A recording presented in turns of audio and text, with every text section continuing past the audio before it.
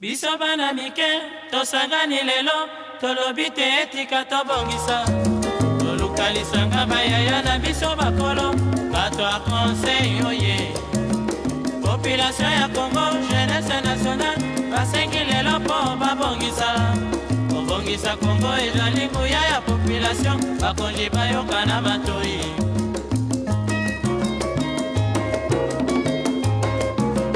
Kobongisa mboka eponi motu te. Moto nyonso na mosala. Aha, tolukaki lipanda, tobongisa pe yango.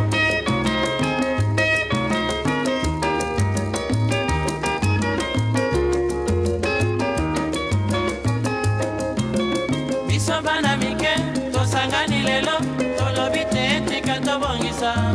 Tolukalisanga bayaya na biso bakolo, bato a conseil oye. Population ya Congo, jeunesse nationale, basengi lelo po babongisa. Kobongisa Congo ezali nguya ya population, bakonji bayoka na matoi. Bato a Congo. Bonsoir les amis, ndeko na bino Constant. Na prometaki que na 13h sur demande de plusieurs amis. Bon, eza penza ndenge na ngai te ya ko sala ba live belé. C'est presque la première fois ou peut-être deuxième fois dans Salango, donc je me suis fait vraiment violence pour na tout sola lelo, tout partager na bino mukie. Alors déjà na ba oyanga o ba sepelite na Salango na sengi bango balimbisa ngai parce qu'il y en a qui m'ont demandé de ne pas faire ça. Ça je vais vraiment être sincère. Alors ebelepe ba sengi na Salango. Yango na osenga bao balingi te na salango na sengi pardon et na bao basenga na salango je me fais violence na ko sale loko na osenga na ba mi o baza connecté bako déjà ko partager vidéo nenge tozo kende bako ko merci beaucoup mon vieux Sims Yoyebi origine na biso Yoyebi donc merci beaucoup. Alors Patrick merci aussi donc aux amis donc nako merci Kams, les grands joueurs Kamsito, yo yebi origine papa. Donc na rosa l'effort, na mekana ko répondre. Bande ko ngai médiocrité oyo cardinal ba ebsaki biso eza partout, eza kaka na ba politicien te. Eza vraiment partout, yango tozomona. Moi pays à mukie lokola Rwanda. Pays à mukie lokola Rwanda. Nombre de population na bango eza inférieur ya oya ville de Kinshasa mais bozomona ndenge bazo konzabiso parce que médiocrité eza na ba leader o bazana mboka na ba o tozana bango libanda awa lukuta et comme le la fonction médisance diffamation au monde pesa mutu azo c'est la acheter facilement bouillir akoko bimakaka abanoko c'est la mwana bose batu makambo abanoko c'est la mwana mobali batu makambo ainsi de suite bande ko nanga avant na banda nano peut-être na bato ba ebingate na ngena se réconcilier un peu ndeko na bino azali boso na bino poto ko koyeba na mwa mokie quoi Constant oya temi liboso na bino oyo c'est un Congolais à 100%. Il est né à Kinshasa. Je suis né dans la clinique danoise. Oh, tobengi lelo, clinique quinoise. Motolo nangeza kuna. Je suis né là-bas. Moi, votre frère, naebi ba vi mi balé, naebi via Bomengo, naebi pe via Passi. Donc naebi tango nini mutu asantaka, soka na Bomengo. Naebi pe nini mutu asantaka, soka na Passi. Ma famille a vécu toutes ces deux vies-là. Nasali d'études primaires nanga na deux écoles. Une partie, bonjour Roseline, merci beaucoup vraiment. Si vous pouvez partager cette vidéo, ça sera une bonne chose, ça me ferait vraiment la joie. Nasali l'école études primaires nanga na deux écoles. Nasali en partie na Malula. Nasali na ke aussi ça on a épée un bambou. Nasali secondaire nanga na institut Lisanga na Gombe bao baebi lycée docteur Chaumba école oya mibali siko yango to bengi institut Lisanga Après, il va changer, il va comme au collège Bokeleyale. Natangi kuna avec le préfet Malé Sondodi là, ba collègue nanga ba tondi na Facebook ba wa. Ba baza bana kina solo, ba ibini na solo ba wana. Ndenge zalaka to kolaka, na yeko sala gaffe moko boye na tiki voiture na biso bana na ke pousse ya papa na BBC, na yo se retrouver na internat. Na kena internat bongo. Na ke si sa étude secondaire nanga na internat na Sebezo Sonabata na ba Congo. Et ben ninga na nganya so bazana awa bayebi ko bana na maternelle ti na yeko za diplôme d'état na kinaka na distinction nazana tina na lo bango te mais ala na lo bango lelo pour na circoncis ka nini makamni to lo balelo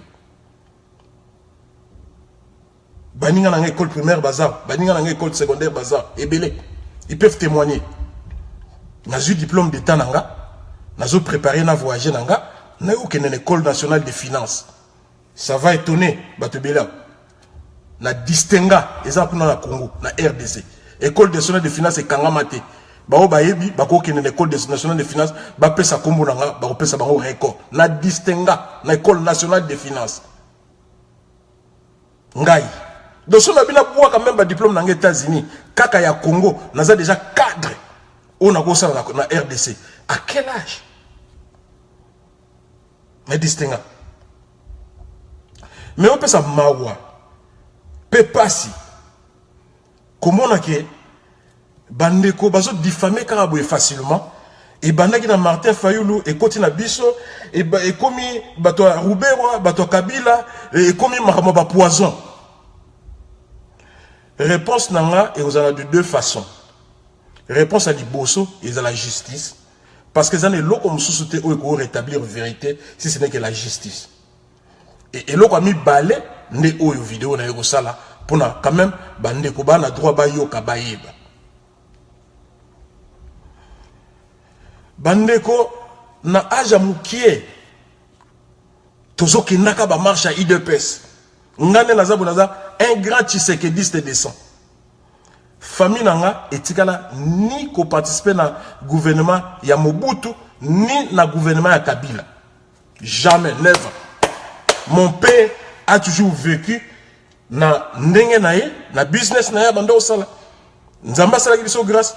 Mon père c'était un enseignant tout d'abord, un inspecteur dans le ministère renseignement.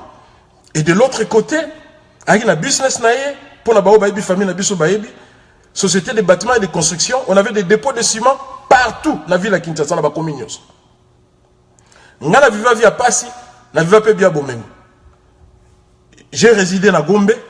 J'ai résidé à Massina, j'ai résidé à Limité.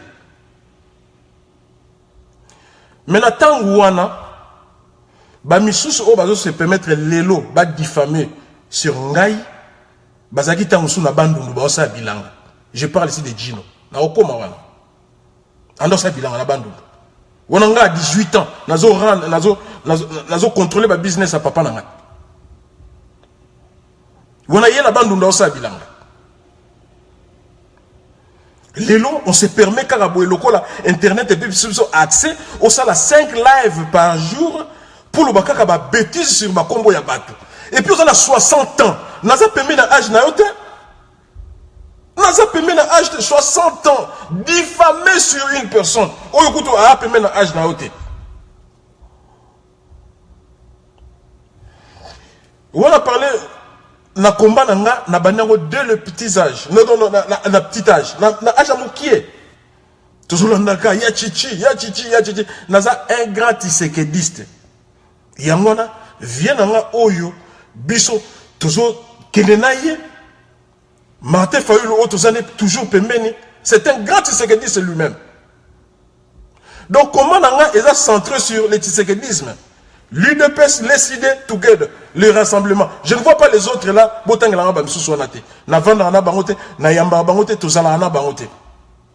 C'est ça mon combat. Na yawa, nzamba sanga grâce na yawa na poto. Na vanda toujours na un peu reculé na milieu na moko. C'est protégeant et na menara combat nanga tel que na mone la kango. Na saka effort makasi pour na Congo. nakomi à point na ndoke na moko pour na ko répondre point moko otoke nango na banana o na mona ngo eza léger za mokie et puis to la ressource na kaya Gino na bani la kaya Fabien Kouswanika. Mes chers amis, Fabien Kouswanika soki asalaka soki changu na ye ngaku na landa nga ba biloko wana te soki azana perte de vitesse ya ba vue azana nombre ba vue et autres là, il n'a qu'à perfectionner bongisa musala na yo po ozwa susu bato ebele. Aux États-Unis na ndenge na yo kala lelo ye obimise loko moko boyo ozana poison. Bon, nga peza na za rigueur makasi te na Fabien de na FC Baninga parce que jusque là a cité ma comme na ngate alobi kake na kina voiture à docteur et kazaki na mutu moko ya aner na kata car wana. Fabien a aux États-Unis, Fabien alobi makambo nyonso te bande konanga ngana obimisela bino siko nyonso tango yozo yo loba makambo bimisa kasi nyonso te po bato bayeba nyonso ndenge lekaki bato ba na capacité intellect ba koyeba ko sala analyse ya makambo ozoloba mais yo ye olobi lambu obombi nyonso. Fabien abanda koloba nanu ke tango ye ayaki na cadre nini nani abengisaki alobi yango te. Fabien aloba que na hôtel ya vandaki na Rockville na Maryland en États-Unis na Washington ezalaki payé par une certaine Léonie représentatrice ya PPRD na Washington awa biso ba tobundaka awa toyebi asala na FMI et toyebi que na FMI wana un certain professeur asalaki kuna zalaka na Washington awa sans épargne mutumso azo tirer ba ficelle awa na roya na okoma na ye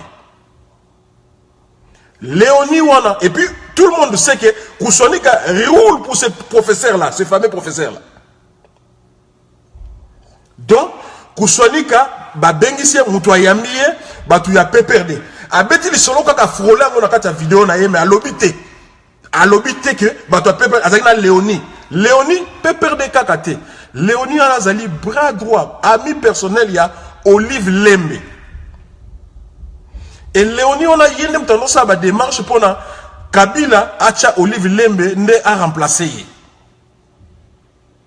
Léonie, on a mtazo bunda pour na Kabila acha Olive Lembe a remplacé le président.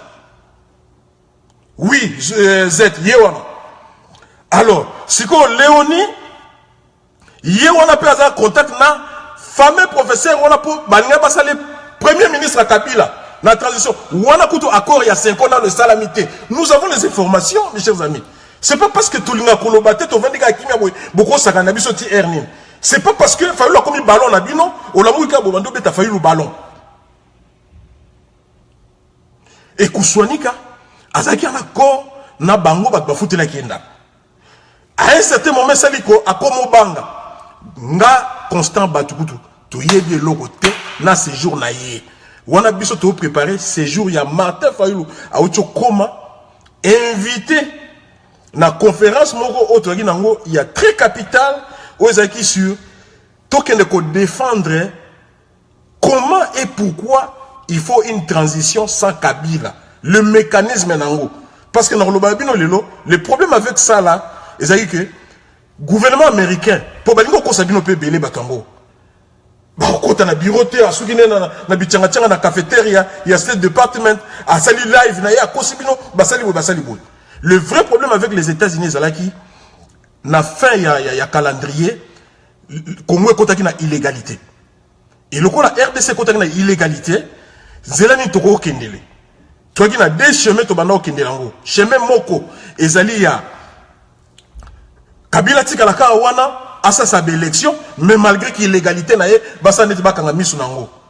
chemin Mibale, il faut Kabila Kende, le quoi ni Nesili, tout ça la transition, tout peut savoir le cardinal Monsengo, et tout préparer l'élection, n'a pas makambuya solo ya pays nabiso. Mes chers amis, tala musala munene Martin yaki nango awa en États-Unis. Mais botala makambuzo bima, na batukaka ya komba. Babandi, bafuti bango bambongo babandi. Martin Fayulu à États-Unis na Roubero. Martin Fayulu a États-Unis na Rubero akena breakfast prayer. Bisika kutu Martin Fayulu atika chata likolo na yete atika la komona na takuna te. Babimisa ta photo te babimisa ta preuve moko te. Balongo wana bakomi ono voilà oh boy Rubero mtu apesi bambo boy Martin Fayulu bandeko nanga ba facture nyonso kolia séjour nyonso nazanango. Avant un hôtel Melrose, à Salaboué, Bisso, Nande Théozo avion, toqué na Dallas, au sein des conférences, Yamounene. Ça touche le col à la diaspora, Tongasuko Yambaba, leader et à RDCT, parce qu'ils sont médiocres. Mais ils ne comprennent pas pourquoi Batika Fayoulou, pourquoi Bayamba Fayoulou. Ils travaillent bien. Ce n'est que par rapport à Ngo, Neba Namboka Bazokouar na Fayoulou, Yango Bayamba Kaye. Mais Bazok et Luka Bademo ailleurs. Des mots ailleurs, Sobo Lingi, avec notre fameux professeur Yana Batum Souswana, Bobongi s'appelle comportement na bino, Bobongi s'appelle combat na bino, pour Batubaya, Kolanda bino pe. Bino Mokansi Fayulu Azanaza ballon na bino, Fayulu Bapé ça y est proposition. Il y a même à la première ministre Aboya. Il y a qui ministre écoute tout le bâté. Chers amis, le Kouta. Fabien Kouswanika avant un hôtel Newana a contacté Ndegonabiso tous à na combat awa Papi Benzoui. Oh, nasobanga basinalinga wana tangwa timbeli ke biso tozu information siko ke aza en contact na batu ya PPRD. En particulier madame wana Léonie. A commencé la siko ba que non boye kozwanga boye kolongolanga awa boye koliberanga awa nasala maboko ya mabe nasala ma salme. Si toi tu dis que vous avez soupçonné poison, si t'es bateau yozaki na bango, ou si t'es bateau koutozaki na bango te. Mais c'est malheureux, c'est malhonnête mes chers amis. Mais nzamba ko aider lutte na biso ndenge nini, lutte eza noble boy. Poni to sakana makila bateau ezotanga. Moi je trouve que et loko nyoso, mensonge nyoso yozo mema na kati ya combat, c'est que vous respecter makila ou ezotanga te. Mensonge nyonso oyo zo me manakata combat c'est que zo respecter grandeur ya combat ngote les 6 millions de ya ba mama ou ba kufana ozo respecter bangote c'est malhonnête. Boye kozonga awa boye kozonga na hôtel oyo parce que nazo banga.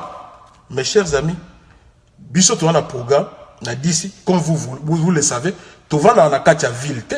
Parce que quand tu veux vivre quand même vie moya bien, tu as un peu Liban la ville. C'est-à-dire, toi, côté à Maryland, je conduisais avec un ami, tu as ta voiture, avec John Image, à Outaki Men, à Yé, pour ça, la couverture, il y a Martin Fayulu. Donc, il y avait dans ma voiture, moi je conduisais, il y avait John Image, il y avait l'ami Cléo, qui vient d'Australie, qui était là, et toujours Kende.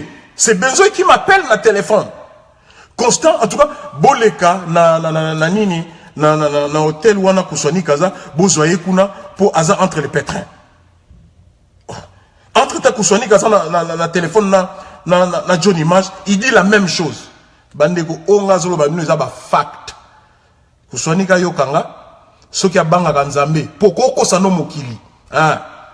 Okoko sa no mokili pozo ba view na ba like mais na c'est lo moko ba Karine mokonzi pe basala ba like koleka bino kutu bino yo ba koni faute na biso bino bozwaka ya combat bino bozwaka ba 10 soki ba 10 000 ba Karine bazwaka soki ba 50 000 et est-ce que ba croyaka makamo bon ça des fois les gens vous regardent pour se délaisser à Outine Moussala Boalobi à se délaisser naé à Zoyoki bino cela ne veut pas dire que bazo croire bino. So ba vandi et l'obité que bazo bino. Donc tu n'es pas clair pour sonner cadeau et ça le coûta ce que tu racontes là. Alors nga neko papi Benzo il m'appelle nga na voiture tozo kende to rejoindre Martin Fayulu na hôtel. Ngai ba tu organiser conférence wana ezaki nini na conférence wana. Ezaki même pas conférence ezaki à huis clos. Ezaki ya ba américain oyo bazo défendre cause ya Congo. Na bato State Department bazaki départagé en 2 camps bato balingaki Kabila dégagé kaka na bato balingi Kabila zalana asa la élection tel na secrétaire particulier ya Donald Trump na réunion na poto lo bakate Et ça, les belés na combat au koleka bateau bansa va dialer on a net. On n'en a pas besoin. On a besoin de libérer notre pays, s'il vous plaît. Moutou aza sérieux. Ou aza conscient de la capacité na ye. A olukane mativité. A olukape baye bayete. Pour avoir na capacité na ye. A ebi que ceux qui Congo est libéré a se retrouver na ye.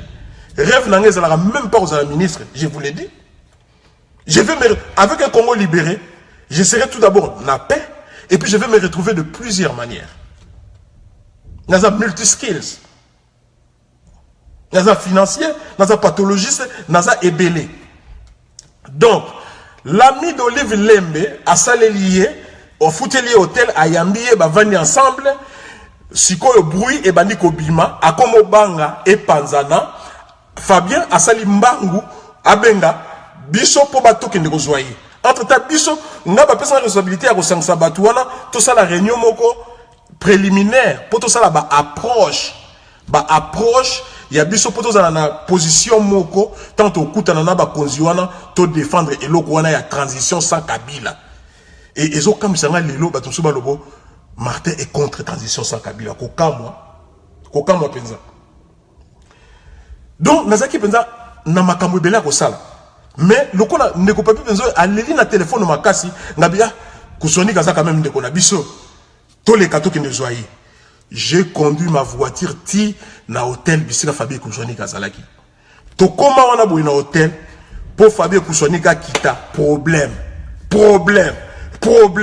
Alors moi je me suis fâché baneko Johnny Mage za témoin. Fabien Benzo est aux na téléphone parce qu'il n'est pas à Moussala. Johnny Mazaza témoin. Bon, pasta o ya Australie ou ana. Bon, ça se comprend parce qu'il y a incriminé moutou ya aner na okoma na kawana et na fâché na balo li kutu voiture. Tant on a balo li voiture, to bandi ko kende. Nenge Fabien ayeko benga sikoy. Bon ça bino so mona binote ngabi même nous on part déjà tu nous prends pourquoi? Yo zanani yo Fabien. La fâché. Na biso to vande wana c'est ozela yo zo kitate. Biso to na makambo sala. Ndena yozong sa voiture, Fabien yeko kita, toujours Fabien continue la voiture. Et Fabien m'a vu, nanzela nyonso tinde to kende, moi j'étais au téléphone. Bande ko ba benga na ko cité bako, na pesa bino ka exemple moko. Ya mutu moko aza vivant. Président ya communauté ya Dallas Diomi, bo benga ye bo tuna ye. Ayaki na conférence on a parce qu'il était invité. Diomi a benginga na air wana bonjour président communauté W Christian, merci beaucoup pour être là. Diomi a benginga constant réunion boy na qui préliminaire moko zawana. Alors oui le peuple gagne tout d'abord oui. Fabien lobite que na tiele poison. Mon problème avec Fabien de la lobaki ne bande peut-être au laningate nazo talisake ce que pesi information na yo eza biaisé, pesi ngo mukie eza malamu te, pesi ngo mobimba pour bato ba circonstruire ba vérité. Tango okati yango ndambo bato bazalaki wana te o ba oyoka yo botala ndeko lokola l'escroc na okome pa na ejino botala musala sali azuka ka babiloko ya Fabien kati yango mikie a utilisé Fabien aza clarté et c'est malhonnête. C'est ça mon problème avec Fabien. Vous voyez? Alors Fabien a continué à la voiture. To juillet, to bandi kokende. A monanga tout au long, na zaki na téléphone. Johnny a foné réunion prise de contact ça na PC. Mutu boya foné a mona na nzela nyonso nga zaki na téléphone. Na tamu ki to zaki na moi break. Ndena baruki na téléphone. Nous sommes quand même dans la voiture si vous vous êtes salué. Ah oui, on s'est salué. Muto ya beng muto aner avant na kita liboso. Ye Fabien tango koti avant na kita sima. Mutu wana yena Fabien ba yebani ndeko na mutu wana ko sabino te Fabien. Ba yebani na mutu wana o ya beng muto aner. Basala 2 ans ba relation ba yebani. Botu na bango ni balé ba s'expliquer. Na okota na ba relation na bango te na yebi ba vie privée na bango te nde basala. Mais moi je connais que l'autre là c'est un pasteur. Dire que à voyageaka na mbongo aner boy na yebi kaza mobundeli munene qui est proche de l'IDPS. Artiga jamais kozala o boy. Alors bande konanga, voilà éclaircissement ya likambo ba bengi ya poison. C'est faux. Et c'est le mot ya faux et que na osenga na ndeko na biso Fabien a circoncis vérité penza. Si ko ngape na za domaine la médecine. Poison au ka aboye na docteur on pas pesi on a kombo muta pesi on.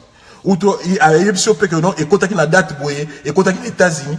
Les États-Unis on peut tambolaki Fabien. Au lia qui na batuti. Biso sali na biso ka 3 heures du temps. Les amis, Fabien sali na biso ka 3 heures du temps. L'état na joué na aéroport et na hôtel. Ti to komi na hôtel Bisika Martin Fayulu Azalaki, l'hôtel Churchill. Merci, mon vieux Sims. Tu comme un hôtel, tout ce qu'on a fait avec Fabien, c'était quoi? Nake, na sengi président Martin, na dit que non, Fabien, c'est qu'on a, il écoute Fabien, Martin, tu écoutes en association aux États-Unis, bien oui. Na dit président, malgré le programme na biso ndengeza, j'aimerais aussi l'interview na Fabien.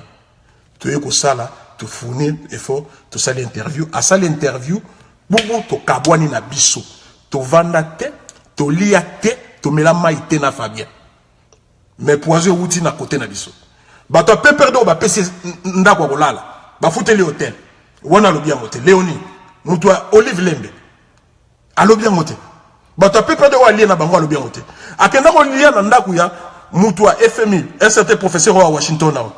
Balia ye kuswanika Gino ndeko na biso garilo to yebi ba tête nyonso zaki na mukolo bakenda ko fanda kuna masolo ni basolo laki wala tangi bangote wala lia ngote wala poser ko uta kuna te poser fo ute pa bato Fayulu o butambolaki na bango bazioka na kanaka bisika yozo senga secours ke ozana maboko bato PPD ba yo yo pour se couvrir ba memi yo pe na hôtel bisika Martin za osali interview et puis ye ko lobaki non bango ne bat bakoza na ba suspect pour bazaki na muto aner na bango mais bato peper do van na bango bato yoki olia na banda ku na bango mais botala interview na professeur on a complaisance botala interview na Martin nenga zo marteler Martin botala interview na professeur on est-ce que tout na yata yoki na luka musale pa chibala atuna ya ba question minene botala interview na ye basala bango misa tout Fabien Gino Marius Nande comme sous basé 4. Bon, il y a des questions à bango. Bon, on a besoin de pire complaisance. Mais pour tenir une conférence à Martin, Gino Ayaki, pour y avoir sa conférence à Martin, n'a pas question Zangatine. Ou le Congo est sous occupation. Qui ne connaît pas que le Congo est sous occupation? Il y a sous occupation, né à one de sous occupation, il faut y avoir un carte en thème, on a besoin de sous occupation. Pour Bundapo Nango. Ce n'est pas en criant. Les Congo est sous occupation, à chaque seconde, ne l'obino que yo yebi Congo est sous occupation. Mais il y a professeur en autonomie qui est Congo est sous occupation, le binoni. Ne blaguez pas avec les gens. Il y a des gens qui ont sacrifié beaucoup n'a pas vu na bango pour na makambo à RDC. Et il ne faut pas blaguer comme ça. Ça ne peut pas continuer, mes chers amis. Wana et là on a l'ingagina loba pour na Fabien Kouswanika likamwana ya poison. Siko ngai komo bangi sanga po ba oyanga balobi constant il faut faire très attention siko to komo bangi la ndevi na yo parce que batouana na ba kombo ba bimisi ya poison wana biso ndo to yebi yo bandakala to mona ke to komo bangi la vie na yo keba ba koya ko simbiso touche constant et mwana zo kwa na bandeko nyonso balobi na ngabongo concerne na bango eza noble na kompe ko banga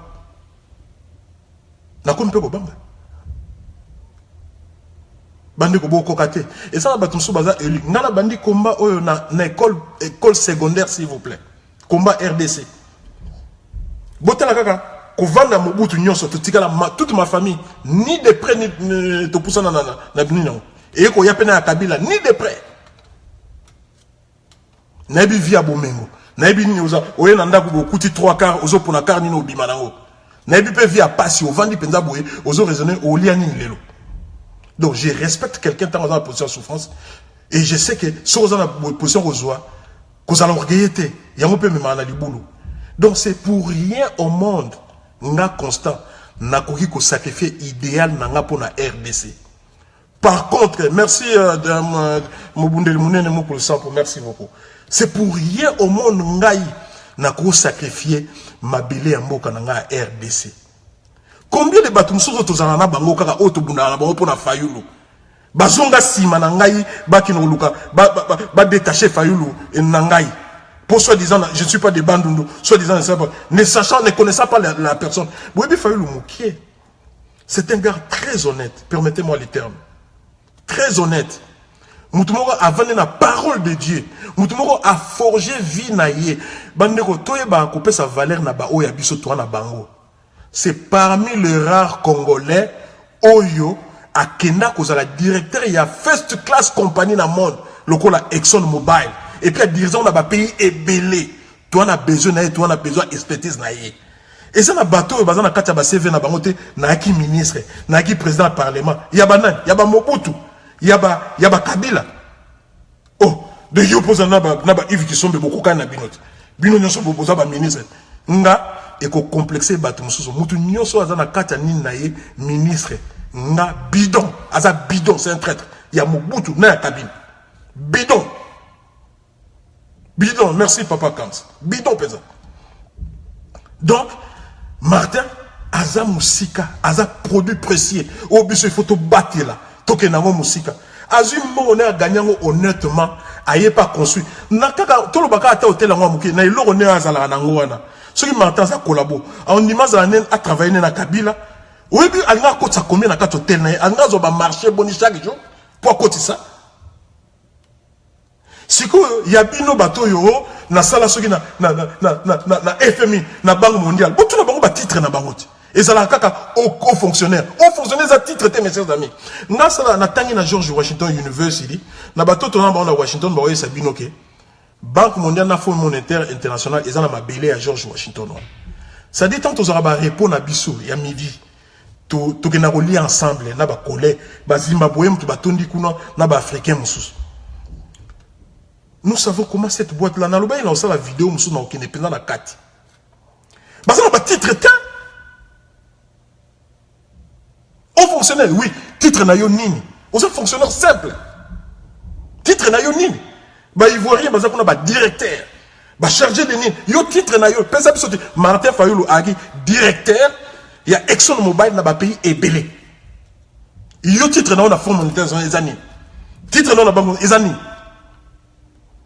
Il faut au Sansara Batuna Simamu Congo, au Tinara Bango, Batuna yo, au Zolorota Lorota, au Sansara Bango, au Pia Bango, Miel, au Tinara Bango, Vilipande Martin Fayoulou. Avec tous les risques que Martin Fayoulou prend tous les jours dans la RDC. Et Bisso, il faut te vendre à Kakaboye, te vendre à Tolobé Loroté, Tondima à Kaka. Géoana et Sili. On ne va pas vous permettre cela. On ne va pas vous permettre cela. To yebi koloba, loko labino. Mais Tolinga Nabiso Teko. Aucune na médiocrité le roi bino bozali. Donc bandeko wana na silisi ya Fabien Koussonika beau comprendre que les camana poison heureusement il m'a pas cité que voilà mais nga et lokoyo l'état kaka pour lo bandenga zani l'état a imposer yo basala examen na bisika l'état repona ba sala examen bisika wana et puis batali trace ya poison ni yo zanango et puis kotaka so zanango te. Ah, total, ce qu'on est token.